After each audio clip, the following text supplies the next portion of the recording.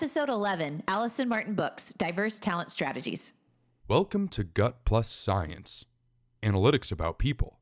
Insights for executives. Truth you can act on.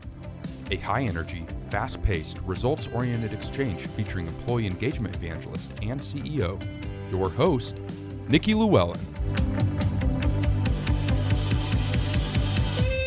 Welcome back to Gut Plus Science. Hey, it's Nikki, and we interview the world's greatest leaders on this show, gaining insights and on their experiences and strategies and tools that make the most impact on driving employee engagement. And today we are talking about mentoring.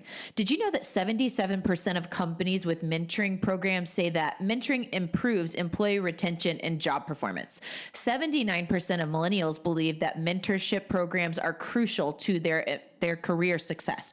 This is especially important because by 2025, 75% of our workplace will be millennials. So mentoring, look at that, has a powerful impact on driving engagement. And today we're going to learn from someone who's been an expert for many years in this area. This week, I am interviewing Alison Martin Books, founder of Pass the Torch for Women, author of Learning to Lead Through Mentoring, and CEO of Diverse Talent Strategies, a mentoring movement across the United States that's elevating people in the workplace.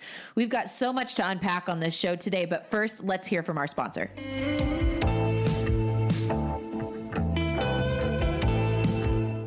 Are you still using pulse surveys? How about annual questionnaires? If your organization relies on either of these, it's time to discover Amplify. Amplify has created a new way to measure employee engagement. It's where CEOs who want to know what's really happening within a workforce go, to get honest feedback, and to understand what needs to change for people to love their work. Companies that have used Amplify have increased productivity by as much as 30% in just 3 months. Best of all, it's not just data that Amplify provides. Executives get hands-on coaching with engagement specialists, people who know exactly what to do with the data. To see their latest research on employee engagement, visit amplify.com.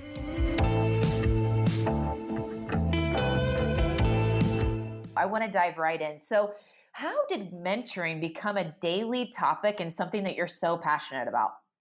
You know, it's interesting because it came over time with my own career in terms of looking back and reflecting on the advanced roles that I was able to hold at early stages in my career. And it had absolutely everything to do with mentors. So people who really realized my leadership potential and were able to provide perspective, who ultimately turned into sponsors for me. And I thought, gosh, if more women in particular had the level of access to really great mentors, it's just amazing what that can do for you, for your career, as well as just how far you go in life.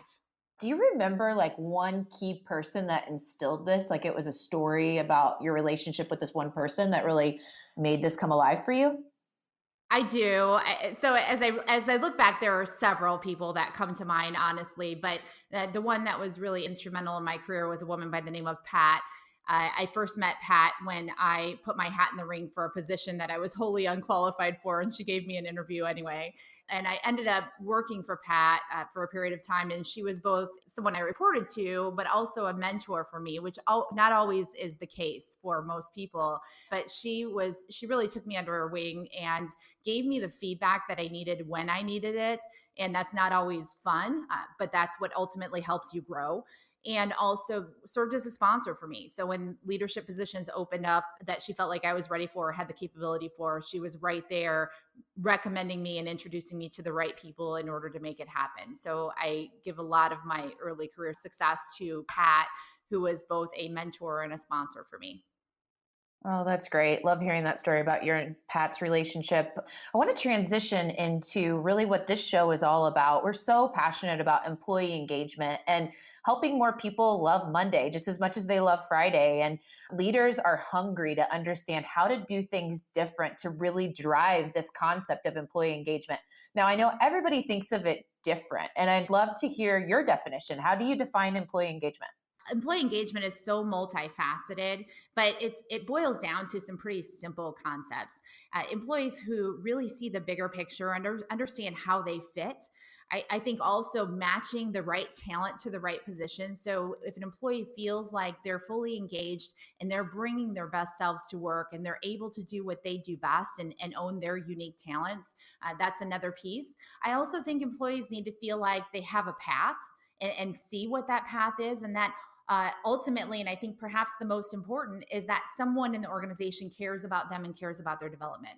So all of those things contribute to an overall picture of employees who are engaged, and it's so incredibly important. And yet the numbers tell us that that's not happening in a lot of cases. But those are the things that I think are most important when I reflect on employee engagement and what it means to be highly engaged as an employee and to foster a culture that really supports a high level of engagement. As I did the intro of this show, we heard these amazing statistics about mentoring as a strategy to impact change in an organization, really catapult engagement in the culture that these leaders are yearning for. So, how and why is mentoring a great way to impact change and really drive engagement in an organization? For a multitude of ways. And so on the surface, you look at mentoring, you think, okay, that's a learning strategy. So we're going to help people who have knowledge and wisdom to transfer that knowledge to the next generation. And certainly we can all agree that that is an important piece of this. But mentoring also impacts employee engagement because, like I said, feeling like there's someone else there who is pouring into you, really cares about your development, is a critical piece in the overall engagement. It also impacts diversity inclusion. So being able to connect to others on the basis of the knowledge and really being empowered to take charge of your own development. And then lastly, I think just an overall culture in terms of when you teach people how to teach and how to lead effectively for others, it just has a tremendous impact on the organization as a whole and on the culture as a whole, which ultimately leads to a higher level of engagement because employees feel supported. They know where to turn when they need answers, and they feel like someone cares about them. That's great. And I want to unpack so much of what you just said because there's just so much to it that I know our listeners want to learn from. My first question is when you're bringing a mentoring strategy into an organization as a new concept, what should we look for as far as barriers to adoption? Or is this something that usually employees just jump right on board with? Like, what is it like to onboard a mentoring program and what should we be looking for? When we work with a company, regardless of the size, we first think about who is that audience that really needs the most impact. And many times it's both people leaders as well as emerging leaders that we want to have, we want to impact, because what we're doing is teaching them the skills to be in a really easy way, in a formalized process, where they are actively mentoring and being mentored and really understanding how to approach those conversations on either side strategically. So when we work with an organization, we first seek to understand what they're trying to accomplish with their mentoring program. And typically, if they're looking for a good place to start, we say, if you have employees who are leading others, we really want to develop their skills both as a mentor and as a mentee, as well as identifying high potentials that can not only benefit from the knowledge transfer, but also develop those skills early, because that's going to carry them well as they grow into future leadership positions. So those are the things that we would typically recommend with a company. And it just depends on the size and the structure in terms of how that's implemented. The other thing that you asked was, sort of how easily is this adopted by employees?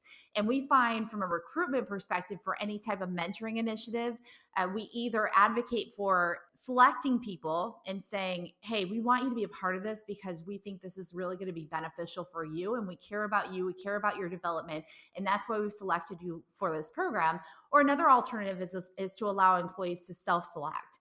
But what we have seen time and time again that absolutely does not work is when an employer will invest in a software or something along those lines and they just send it out to everybody and say, hey, come on, we have mentoring, sign up. That just doesn't work. And so the recruitment process really either has to be a self-selection by the employees, or they need to be made to feel special as part of the recruitment process in terms of why we've selected them. And from that, we see a much higher level of engagement, employees who really embrace this opportunity and get excited to meet new people and cultivate new relationships in the organization. Yeah, and just makes for such a fruitful experience in an organization, just building all these key relationships that without a program like that and without leadership that's emphasizing it, you may never truly, have those personal touches with others in your organization. So I'm a huge fan over here. I was just thinking through, any form of developing a relationship, whether it's, manager to team member or in a sales process, developing the client prospect relationship, and I'm guessing that this is same in mentor to mentee, there has to be structure and a system to it. I'd love to know, how often do mentors and mentees meet one-on-one, and what does that cadence or system look like in your recommendation? For our program, it's a little unique in a couple of different ways. One is it's a self directed match where the mentee actually goes in and selects the mentor based on what topics they want to make sure they cover. So that's one piece of really the empowerment of being able to go in and select your mentor based on what your career aspirations are. The second is, and what you asked specifically was, how many times do they meet? And so the way that we have the program structured enables the employee or the mentee to select their mentor, and through the software system formalize the first 3 1-hour sessions over the course of 3 months. So it's 1 hour per month that they would be meeting, either in person, by phone, or by Skype, depending on geographic restrictions. And through that, they have a structured kind of documentation process to make sure that they're keeping the conversations on track and tying it back to the original competency that they were working on. In that third session, that's when they get to work together to determine how and if they want to remain connected and what that looks like in the long term. The reason we put this structure in place was to enable people to self-direct their matches, take advantage, take charge of their own development, feel empowered to do so, have a safe place to have those first three conversations and lay a strong foundation, and then determine how and if they want to remain connected. We see a lot of mentoring programs that force people into a relationship where it may not be a great fit. And frankly, if you're working on one particular competency, after a few conversations and additional resources, you may feel like that was all that you needed. But in many cases, it's, hey, this has been great. I'd really love the opportunity to continue to work with you. So let's talk about what that might look like. But the mentor mentee are empowered to do so. So I think one message that you just shared that many probably ask about is it okay to be selective? Like, oh, I'm just because I might have been recommended to this person or matched with this person doesn't mean that they're the absolute best mentor for you. And I think it's just really good to say, like, it's okay that you need to continue to interview to really find that best match, because this person is there to elevate your skill set, and it's a relationship and you got to be able to click. So I really like that you mentioned that in this. One thing I would add to that, there is, so yes, I agree with you to be able to find the best match, but the idea of having multiple mentors for a variety of different topics and having a really well-rounded board of directors for many people is a new concept. They often think about having one mentor who's that all-knowing, all-seeing figure that guides them through their career. And although we all have those people that we call upon for sage wisdom and advice, it really is important to branch out and increase your visibility and exposure, while at the same time growing your network of available mentors on a variety of different topics. So that's what we teach, what we advocate for, and what we give them the tools to be able to do. I'm so glad that you just said that, because on this show it comes up a lot, around aspiring leaders or the high potential leaders that these CEOs and presidents are identifying and trying to figure out what are the keys to really helping them stay engaged and to develop. So as you're sharing, mentoring, it's not just one relationship for a lifetime or one per year. It's multiple based on different skill sets. What do you think? What's kind of the sweet spot on once a quarter, or looking at a quarter at a time? How many mentoring interactions would a high potential leader be having based on your recommendation? The frequency it may vary depending on the quarter and what's going on and what's really needed for that particular time period.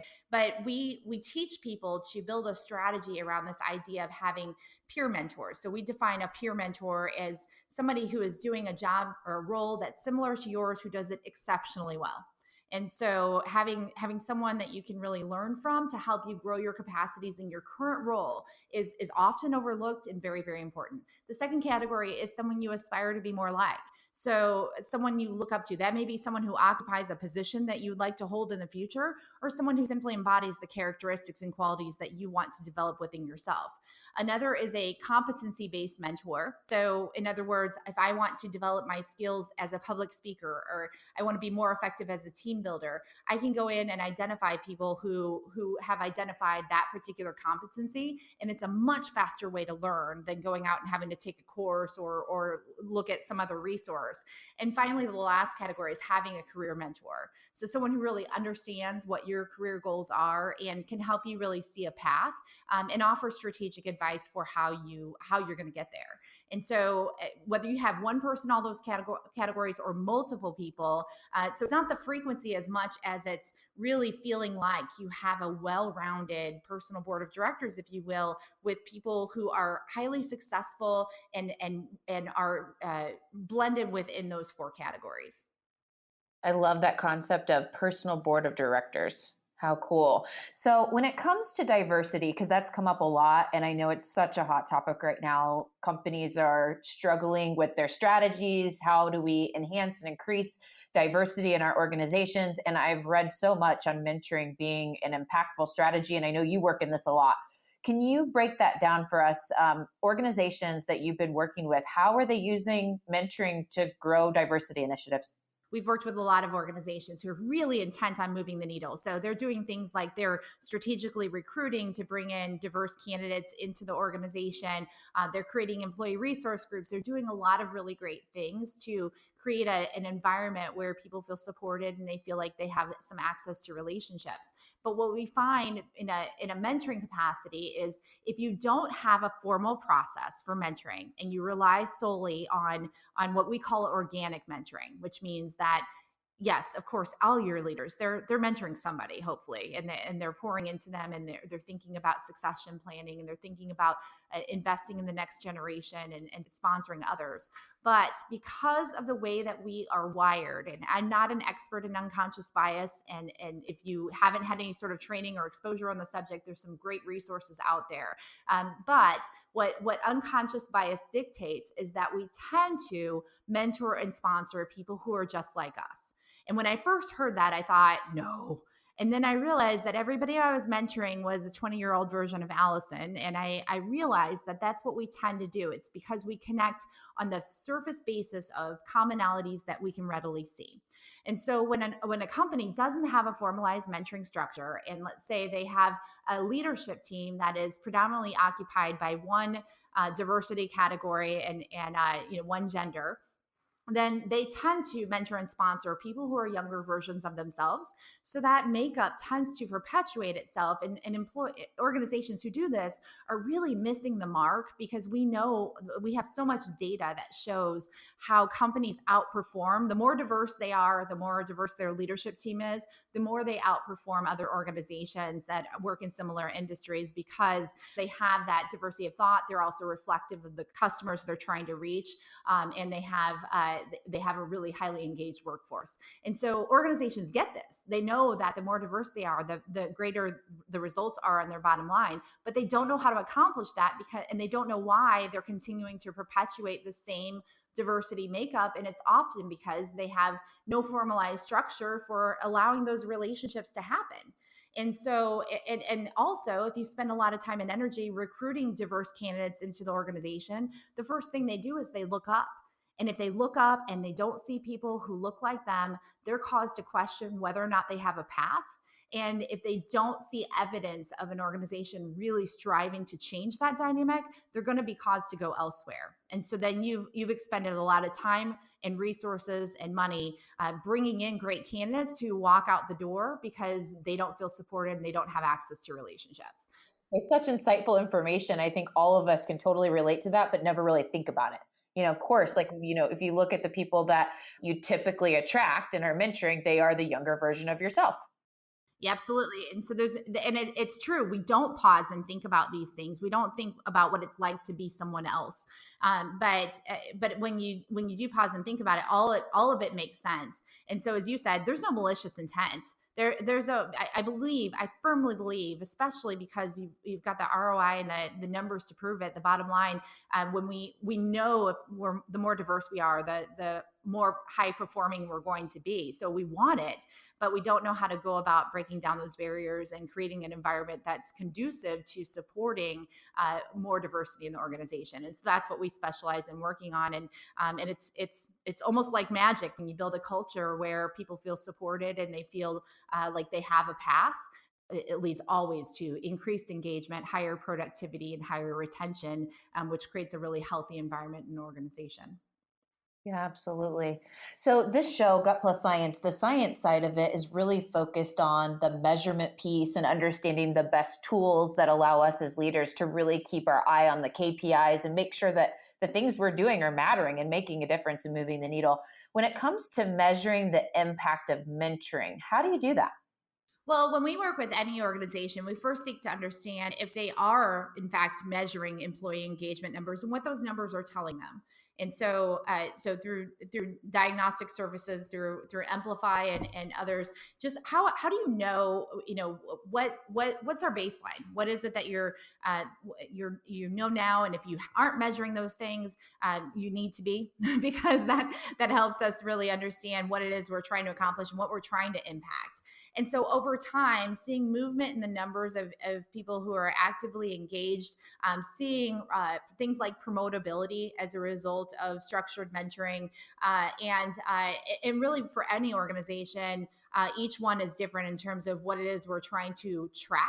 And what does success ultimately look like? So we try to seek to understand, what are your employee engagement numbers telling you now? How are you measuring that?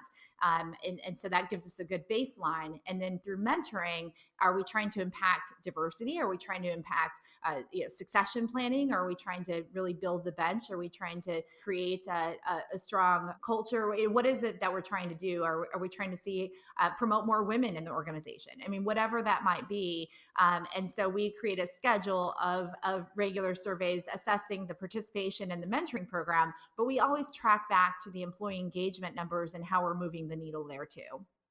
Allison, our time is coming short here, and I want to wrap up with this question. So, why do you think workplace mentoring programs fail? Or for our listeners who are like super excited to go out and start exploring this and putting something in their organization, like what's the one warning that you want to put out there for them?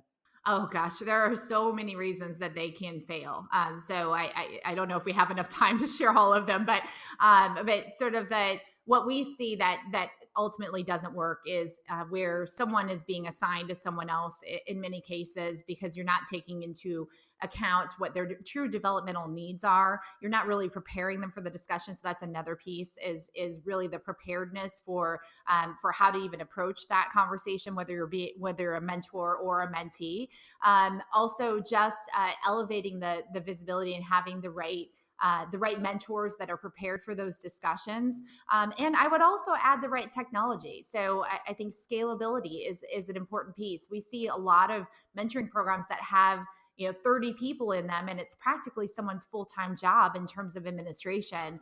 And the programs that we implement can have as many as 7,000 or more participants, and it's a scalable. We have the right metrics. People are prepared for the discussions. So scalability is another thing. And so if you think about the resources for expending one full-time employee to have a 30-person mentoring program versus being a small part of someone's job, regardless of the size, those are the things that we see. Because what happens is if that employee leaves, then there goes the mentoring program. And so having something that's scalable, easy to administer, metric driven is so important, and also takes into account the preparedness for both mentors and mentees is what's ultimately needed to have a successful program.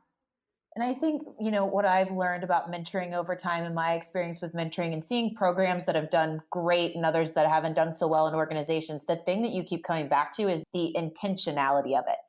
Starting with what are the key strategies that you're working on in the organization, and then tying the mentoring program directly to those key strategies, not just as a, hey, we want to do something to be better and make a better place for people to work and develop our people just in general, which I think a lot of times is just a blanketed program, just like more of a general program. And I love the intentionality and the strategy that you have behind everything that you're sharing. And I would just encourage all of our listeners to think about more of that strategic, intentional step behind creating that mentoring program if that's something you're going to do.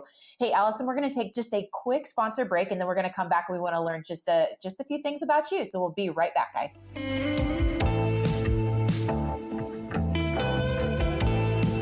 In our conversations with CEOs and hiring managers, we hear they're frustrated with traditional recruiting. From outrageous fees to focusing on candidates before clients, the process was broken and needed to be fixed. Enter Titus Talent.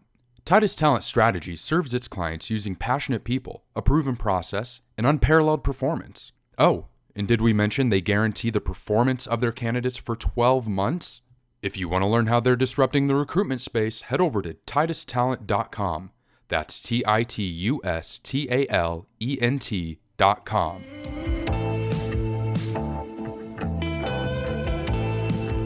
All right, Alison. So this is what we call our lightning round, because our guests and myself, we want to learn a little bit about you. So just quick answers, can be 1 word, 2 words, just, really quick and short and sweet. What is the most important attribute that you look for in a mentor? I would say self-awareness and demonstrated success. Recommend 1 book that's top of mind for you right now.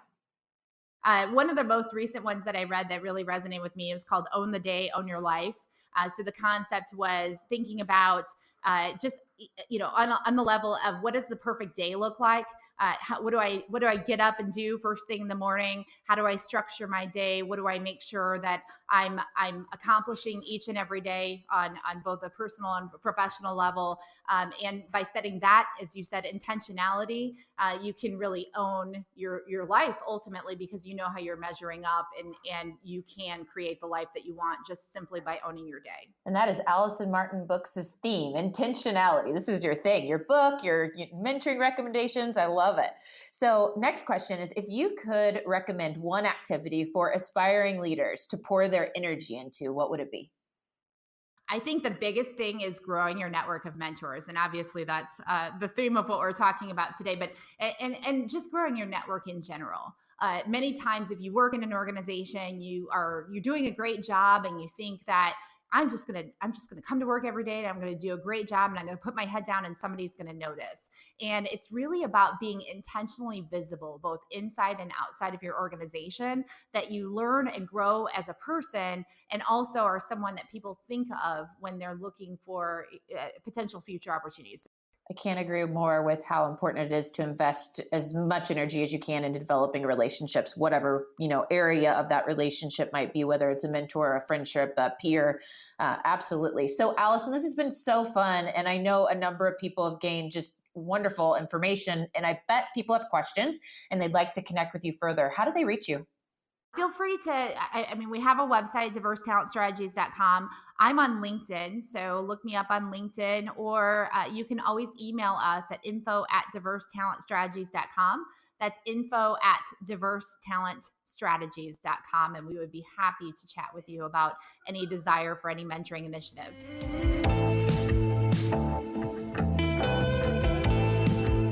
All right, so another fun show on the books for sure. And this brings us to the Truth You Can Act On section, where I'm going to summarize some key takeaways that Alison shared today so that you can bring them back to your next executive team meeting or next retreat and start to put some things into action on moving the needle on engagement in your organization, especially when it comes to mentoring.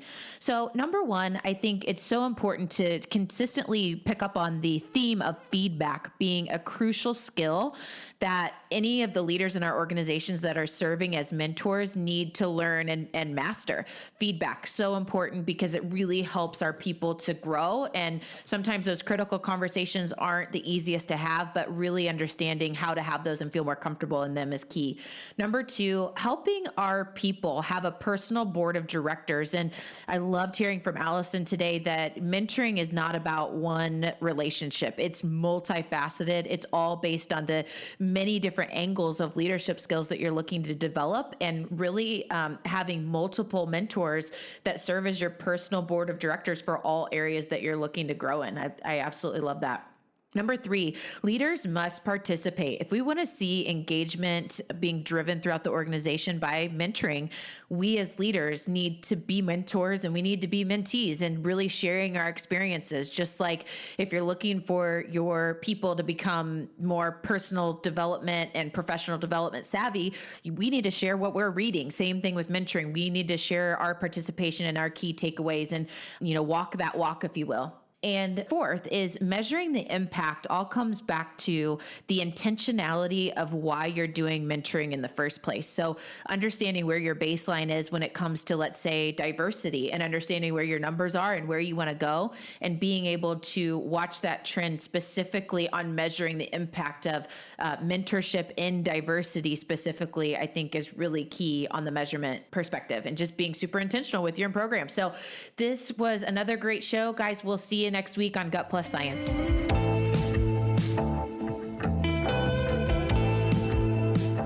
We just left the world a little bit better. Now go do something with it.